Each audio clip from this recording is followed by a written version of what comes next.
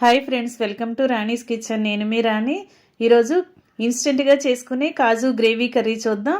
ఈ కర్రీ అనేది చాలా చాలా టేస్టీగా ఉంటుంది. ఎప్పుడు చేసుకునే టేస్ట్తో కాకుండా ఈ సండే మీరు ఈ ప్రాసెస్తో డిఫరెంట్గా ట్రై చేసి చూడండి. మీ అందరికీ కూడా బాగా నచ్చుతుంది. దానికి కావాల్సిన ఇంగ్రీడియంట్స్ అండి: చికెన్ని శుభ్రంగా కడుక్కుని పెట్టుకోండి. సన్నగా తరిగిన ఉల్లిపాయలు, పచ్చిమిర్చి, కరివేపాకు, కొత్తిమీర తీసుకోండి. అలాగే కొన్ని జీడిపప్పు పలుకులు కూడా తీసుకుని రెడీగా పెట్టుకోండి. ఇప్పుడు కుకింగ్ అనేది స్టార్ట్ చేద్దాం. స్టవ్ ఆన్ చేసి కర్రీకి సరిపడా పాత్ర పెట్టుకోండి. 4-5 గరిటెలు ఆయిల్ పోసుకోండి. నాన్ వెజ్ కర్రీస్కి ఆయిల్ కొంచెం ఎక్కువగా వేసుకున్నట్లయితేనే కర్రీ అనేది గ్రేవీగా అనిపిస్తుంది, టేస్టీగా కూడా ఉంటుంది. ఆయిల్ కొంచెం ఎక్కువగా వేసుకోండి. నేను 4 గరిటెలు వేసాను. ఆయిల్ బాగా కాగిన తర్వాత సన్నగా తరిగిన ఉల్లిపాయ ముక్కలు ఆయిల్లో వేసేసుకొని కొన్ని పచ్చిమిర్చి ముక్కలు, కరివేపాకులు కూడా వేసుకోండి. ఆనియన్స్ అనేవి ఫాస్ట్గా మగ్గటానికి ఒక 1/2 టీ స్పూన్ సాల్ట్ వేసుకోండి. కర్రీకి తర్వాత వేసుకుందాం.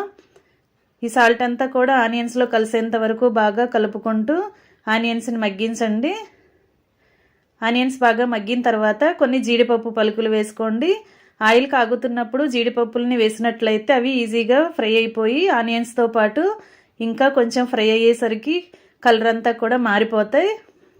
అందుకే మనం ముందుగా ఆయిల్లో వేయకుండా ఇలా ఆనియన్స్తో పాటు పప్పుల్ని వేపామంటే అవి క్రిస్పీగా టేస్టీగా వస్తాయి. ఇవన్నీ బాగా ఫ్రై అయిన తర్వాత గ్రైండ్ చేసి పెట్టుకున్న అల్లం వెల్లుల్లి 1 టేబుల్ స్పూన్ వేసుకుని మనం శుభ్రంగా కడిగి పెట్టుకున్న చికెన్ని కూడా వేసేసుకుని ఆనియన్స్తో పాటు బాగా కలపండి.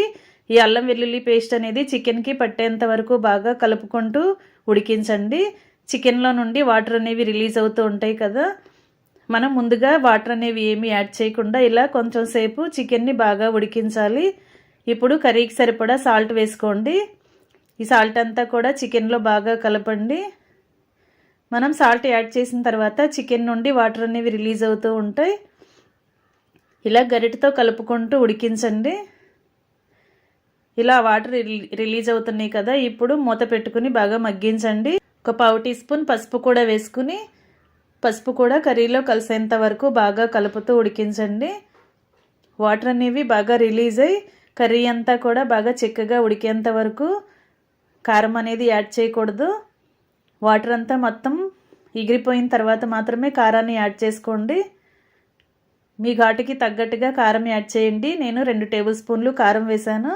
ఈ కారం అంతా కూడా కర్రీలో కలిసేంత వరకు గరిటెతో బాగా కలుపుతూ ఉడికించండి. కొంచెంసేపు కారం వేసిన తర్వాత బాగా ఫ్రై చేసి తర్వాత మాత్రమే వాటర్ పోసుకోండి. తగినన్ని వాటర్ పోసుకుని వాటర్లో ముక్కలన్నీ కూడా ములిగేంత వరకు సర్దుకుని ఉడికించండి. మూత పెట్టుకుని హై ఫ్లేమ్లో ఉడికించినట్లయితే కర్రీ అంతా కూడా బాగా ఉడుకుతుంది. మధ్య మధ్యలో మూత తీసుకుని చూసుకుంటూ ఉడికించండి. ఇలా బాగా ఉడుకుతుంది కదా, ఇప్పుడు 1 table spoon chicken masala, 1/2 table spoon garam masala వేసుకోండి. ధనియాల పౌడర్ కూడా వేసుకోండి. ఇవి 3 కలిసిన తర్వాత బాగా కలుపుతూ ఉడికించండి. సన్నగా తరిగిన కొత్తిమీర కూడా ఈ టైంలో వేసుకుని కొత్తిమీర అంతా కూడా చికెన్లో కలిసేంత వరకు బాగా కలుపుతూ ఉడికించండి. ఇలా ఉడుకుతున్నప్పుడు గ్రేవీని కొంచెం టేస్ట్ చూసుకోండి. సాల్ట్ కానీ కారం కానీ మీ టేస్ట్కి తగ్గట్టుగా లేకపోతే యాడ్ చేసుకోండి. ఈ కొత్తిమీర అంతా కూడా చికెన్లో బాగా కలిసేంత వరకు కలుపుకొని ఫ్లేమ్ సిమ్లో పెట్టుకుని ఉడికించండి. గ్రేవీ అంతా కూడా బాగా చిక్కపడి కర్రీ దగ్గరగా ఉడికేంత వరకు ఉడికించండి. ఈ టైంలో స్టవ్ ఆఫ్ చేసుకుని కళాయిని పక్కన పెట్టేసుకోండి. ఇంకా రెడీ అయిపోయిందండి కాజు చికెన్ కర్రీ, ఇన్స్టెంట్గా చేసుకునే చికెన్ కర్రీ.